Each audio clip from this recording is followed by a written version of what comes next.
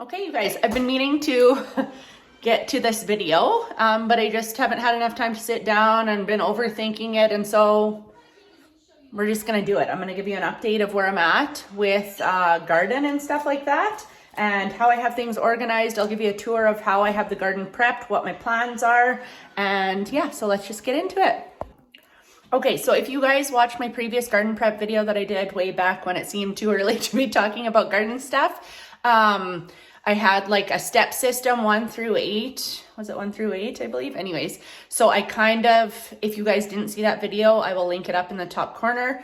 But basically, to summarize it all, make a list of all the vegetables that you and your family only eat, and then categorize those, plan where you're gonna order them. Where I bought mine was from Prairie Garden Seeds because she's local-ish to me. And the reason I did that is because I want seeds that are going to grow good in my climate, which then going forward, I like to save seeds from my most productive fruits and vegetables in my garden so that I know what's going to grow good in my specific soil.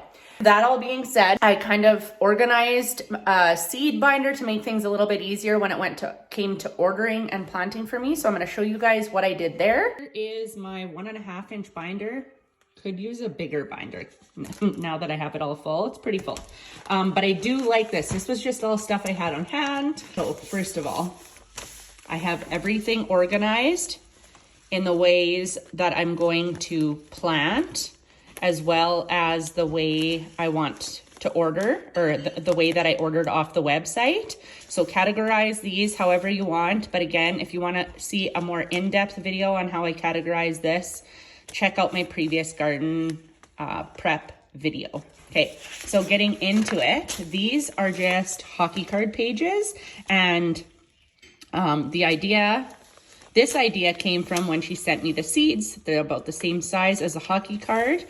So I just went and got these out of my extra ones for my son's hockey binders, which worked out perfectly. So these are all my brassicas, which I categorize together for ordering purposes as well as planting because they have special needs.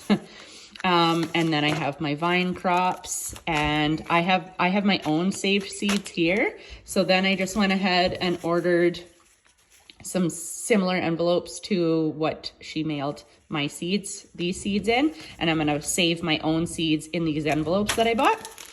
And then for bigger packs, these are snap peas and bush beans. They're bigger because the seeds are big, right? So I just bought some photo album. Actually, I didn't buy these. I had these on hand too. I had photo album pages, so I put those in there. And so that goes on. I have leafy greens. So these leafy, it's leafy and roots, which I'm going to be planting together in a bed.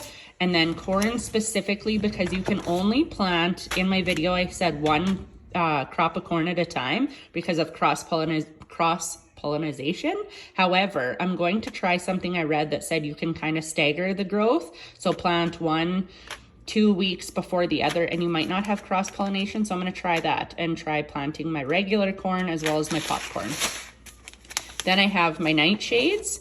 So for me, that's just peppers and tomatoes and potatoes. So I just put a card holder here so that I just remember for ordering purposes that I need to order some potatoes. And I did order some different potatoes, some purple Vikings, which are supposed to last longest in your cold storage room. So I'm going to be planting reds, russets, and purple Vikings. And so the reds I'm going to use first because those go bad first, and then I'm going to use up the russets because those last second longest, and then the purple Vikings I'll save for the very end in our pantry when we're eating potatoes throughout the year. Okay, then we have herbs and flowers because of how I have my bed this year planned out, which I'll show you that as well. So this was my last year's bed. This was the walkway, and I planted everything then perpendicular to the walkway. This year I went a little bit more in depth on the diagram, as well as I'm going to try planting everything parallel to my walkway. And these are hopefully going to be arch trellises for all of my vining crops to grow up and over. And then in the front here, you can see flowers and herbs. These are gonna be 2 perpendicular beds, perpendicular to my garden beds, okay? So that's why I put my flowers and herbs together, because those are all gonna go into these beds. And then, as well as sunflowers, and then what else do I have? So then I have drawn out here all my steps that I talked about in my previous video, and how I organized and planned out what I was going to do to be more prepared, because I have a bigger garden. You don't have to be this prepared. If you have smaller gardens, you can just wing it. That's how I started out. But I felt like I would get decision overwhelm, and then I would have a hard time figuring out what to do. So this is just better for my brain. And then, yeah, I have what to plant when, outdoors, indoors, what I started already in my window. Which brings me to my little seedlings that I have started indoors. So I have these switched around so that they could start going that way, because they were all leaning this way. So I'll try to remember what I have. So these are nasturtiums. Those I've never planted before, but I'm gonna try. These are indeterminate tomatoes that I'm planting, and I just wanna see how they will go over the arch. So I'm excited because I've never planted indeterminates. And then those are some cherry tomatoes, just because I like to eat them like candy. I don't want to do anything else with them but be able to go out into my garden and eat them while I'm tending to the garden. And this is lavender, which isn't coming up as fast as I want it to, so I'm going to plant it into tomatoes. And then here we have all of my herbs that are also not coming up, so hopefully they will, but we'll see. These are all pickling. One row is pickling and one row is regular cucumbers. So those need to be transplanted because they're coming up great. And then these are all of my brassicas, or cruciferous vegetables. So I have cabbage. I'm not sure which one's which because the popsicle sticks are facing away, but I have 1 row of brassicas, 1 row of broccoli, 2 rows of cauliflower, and 2 rows of cabbage. These ones are the Brussels sprouts because they're coming up the slowest out of all the brassicas. And then moving over here, I have these ones the right way. So these are my gourds just starting to come up. These are my white pumpkins, nothing there yet. Greens, I have 1 coming up there. Then I have sugar pie, and these are going to be to make pumpkin pies for Thanksgiving.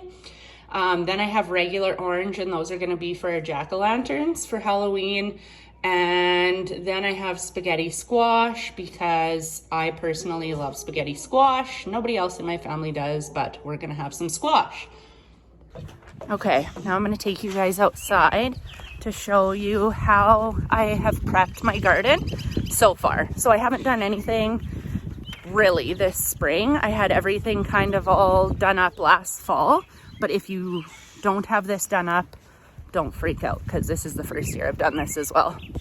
Okay, so here's the diagram. Here's that lilac bush. The bushes to the side, which we just cut down. Here's a little side note.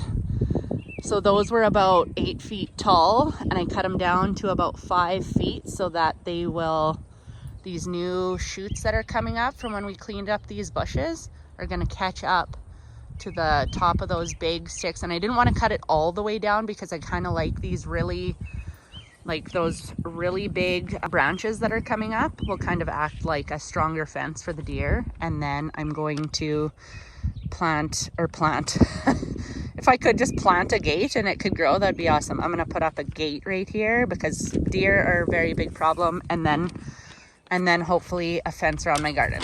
So anyways, back to, oh, it's ripping. Okay, my diagram, and then here's how it looks in accordance to the diagram. So this will be, there'll be an arch here, and I'm going to have, where those bales are, is going to have grapes. And by the way, for any of you who are watching, I am Canadian, Saskatchewan, zone 3, super cold, but you can grow Concord grapes. So I'm going to grow grapes here and here because we had them in our old house and I love them. Have them growing around an arch. And then right here and right here are the flower and herb beds. And then this side is going to be corn, and on that side is going to be corn. And then you can see there's this little bit of a walkway, so that is just dividing off that crop as well as here. So there's 1, 2, 3, 4 crops on each side. 1, 2, 3, 4. 4 crops with 4 rows. I'm going to have things vining up here. Then I'm going to have my Brussels and broccoli in here. And then up here in the next 10 by 10 bed, this is going to be cauliflower. And then there's a walkway here, a walkway here. That's going to be cabbage. And in this very back, like 4-foot rectangular bed here, that's going to be raspberries, hopefully this year. And then coming back around, this is going to be a popcorn crop. Yes, you can grow popcorn. So basically it just grows like corn, then you dry it out, dry the cobs out, take the seeds off, and you have popcorn. So that's going to be an experiment because I don't know anyone who's done that. And then this bed is going to be my potatoes. So I'm going to plant 1 row of Vikings, 2 rows of russets, and 1 row of reds, and then I'll have this edge here of something vine. And then this last crop here is going to be leafy vegetables and root vegetables. So I actually am going to, if my green peppers come up, I'm going to include my green peppers over here with the leafies. And so that'll be like lettuce and arugula, and this will be mostly carrots, beets, and maybe some onions. And then over here, going all the way down in this last row this is the garlic. And beside the garlic, I'm going to grow onions right beside it. That was my plan. Yes, see? I'll show you guys. So there is garlic, and I am going to plant onions right beside it. And those two help keep pests away from your brassicas or cruciferous vegetables here, which it's not like foolproof. So I'm still going to get some netting and hoops and stuff like that for those.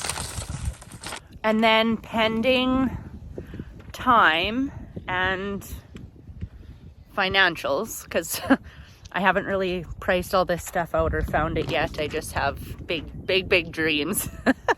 I am going to hopefully, if I don't get it done this year, for sure next year, work on an irrigation system for my garden. So I have a faucet here, and it has there's a hole there because there is a break in the underground plumbing, which I will hopefully be able to fix. And then I want to take and run a hose down to here, hook it up to a main line, and then from this main line, I want to have a whole bunch of drip tape running down each row all the way to the end on both sides. So those are my big garden plans as far as the garden, and I have, oh gosh, so many other plans. So I want to also hopefully get the fence stained, because I fixed the holes in our fence last year and now it looks like a calico cat because it's all different colors. But it's a really old fence. Technically it should come down. But what I'm doing, what I have planned, is I've planted a hedge on either side of the fence. And so when the fence is like just barely hanging on, I'm hoping that we will have the hedges big enough to just take down the fence and have a hedge. So I'd like a hedge all the way around our backyard. So if I take you guys back to where my garden started with these 3 beds. So this just all used to be dirt. I built these beds 2 years ago. 2 years ago? Yeah. Because I first put that first row up, and then the next year I put it 1 level higher. And so in this bed, I have growing little, look at those little baby asparagus coming up. So this is hopefully going to be all asparagus eventually. And then this is a strawberry patch. And then over here was going to be an herb bed. So I have my thyme here, which I'll probably just transplant. It's coming back because it is a perennial. I think I might do this into strawberries as well, because who doesn't want a crap ton of strawberries? So these might both be strawberry beds. I'm not sure. I'll keep you guys updated on that. And then the row behind here is going to be, oh, it's going to be beautiful. I'll show you guys an update when that's all up. But I have some grasses, hydrangea, and these are some purple alliums right here, right there, and right there. They're slowly coming up. And back there is the old underground sprinklers, which that is what's running water all the way out there. So I have to figure out some plumbing stuff, and that could probably be cut off as much as I want to bring it back from the dead. I'm not sure if that's going to happen. And then over here is my dead apple tree. And so I was hoping to have like maybe 3 fruit trees here, kind of in the center of each of these beds, and have sort of like a very mini orchard, because we can't really grow many fruit trees here aside from, well, that I'm aware of, mostly just apples. And I would like to have we love apples. So apples, I think you can maybe grow pears. We're not a big pear eating family, but I think 3 different apple trees would be awesome. Anyways, those are the plans thus far. Sorry, this video took a bit longer than I had planned, but if you guys don't already follow and you want to stay up to date with what I have planned next and how the garden's coming, make sure you hit that subscribe button, as well as the bell, because then it'll notify you when new videos go up.